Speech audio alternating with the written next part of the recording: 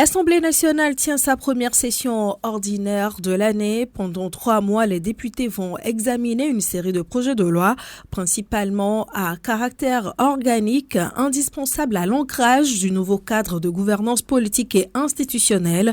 Écoutons Kojo Adéjé, président de l'Assemblée nationale.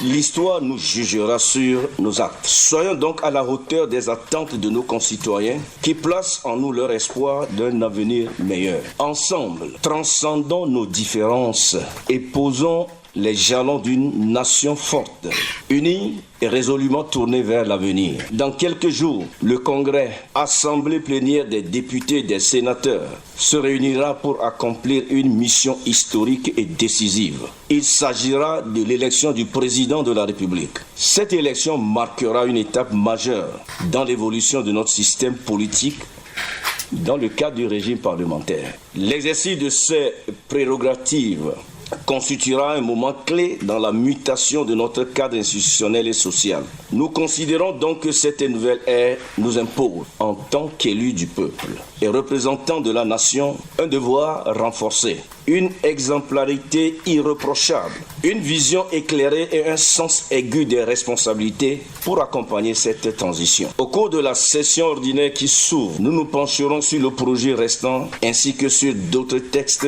essentiels pour l'avenir de notre nation. Il s'agira tout d'abord d'examiner au besoin les lois organiques indispensables à l'application intégrale du nouveau régime, garantissant ainsi une base juridique solide et pérenne. Ensuite, nous élirons les membres des nouvelles institutions de la République et des autorités administratives indépendantes au titre de l'Assemblée nationale. Les propos du président de l'Assemblée nationale sont diversement appréciés. Écoutons l'avis de Brigitte Adjamagbo-Johnson, députée de la DMP, un regroupement de partis politiques d'opposition.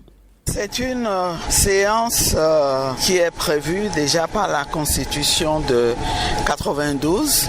L'Assemblée tient sa première session ordinaire le premier mardi du mois d'avril. Donc, on se devait, en tant qu'élu, d'être là. À un moment donné, je tournais mon regard vers mon collègue, le doyen Gogué, qui m'a regardé aussi. Je me demandais, mais est-ce que nous sommes au Togo? Est-ce qu'il parle du Togo dans lequel nous tous nous vivons? Du Togo qui est en crise parce que les Togolais refusent fermement qu'on leur impose une 5e république.